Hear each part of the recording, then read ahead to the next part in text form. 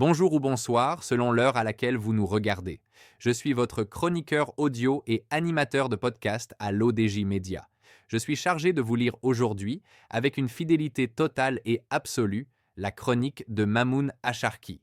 Nous analysons un indicateur crucial pour notre souveraineté économique, le creusement record de notre déficit commercial à fin 2025, une alerte qui redessine les enjeux de notre production nationale. Les chiffres définitifs de l'année 2025 viennent de tomber et ils confirment une tendance lourde pour l'économie nationale. Selon les dernières données publiées par l'Office des changes, le déficit commercial du Maroc s'est considérablement creusé pour atteindre le seuil des 353 milliards de dirhams à fin décembre.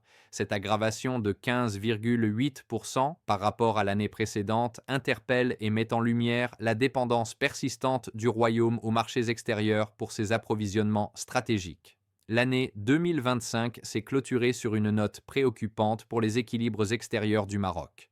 Alors que le déficit s'établissait à 304 milliards de dirhams un an plus tôt, il a franchi un nouveau palier pour s'établir à 353 milliards de dirhams, selon l'Office des changes. L'auteur ajoute que cette détérioration du solde commercial n'est pas le signe d'un effondrement des exportations marocaines. Les métiers mondiaux du Maroc, comme l'automobile ou l'aéronautique, continuent de performer, mais plutôt le résultat d'une envolée mécanique et soutenue des importations.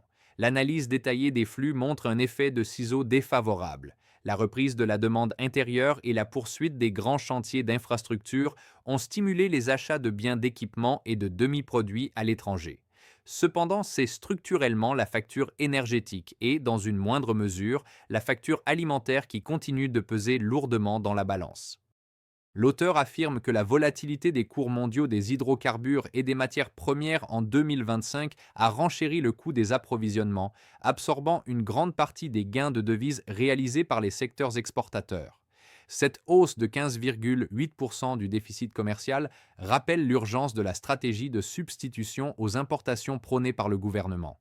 Si le Made in Morocco progresse, il ne parvient pas encore à compenser la soif de consommation de produits importés. Le taux de couverture des importations par les exportations s'en trouve effrité, ce qui exerce une pression sur les réserves de change du Royaume, bien que celles-ci demeurent à des niveaux confortables grâce aux recettes touristiques et aux transferts des MRE.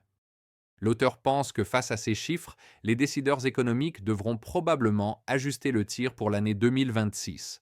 L'enjeu est de réussir à découpler la croissance économique de la hausse des importations en encourageant davantage la production locale et en sécurisant des approvisionnements énergétiques moins coûteux, notamment via l'accélération de la transition vers les énergies renouvelables.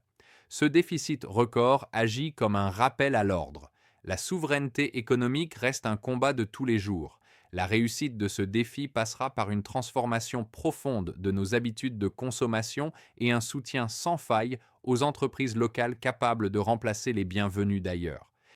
C'est sur cette note de réflexion que s'achève notre lecture d'aujourd'hui. Je tenais à vous remercier personnellement pour votre fidélité et pour l'attention que vous portez à nos analyses. En tant que votre hôte, j'ai mis un point d'honneur à respecter scrupuleusement l'intégrité et la lettre des propos de l'auteur, afin de vous transmettre sa vision sans aucun filtre.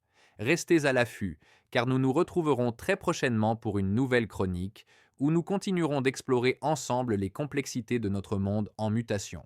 D'ici là, cultivez votre esprit critique et restez connectés sur les plateformes de l'ODJ Média. Prenez soin de vous et à très vite.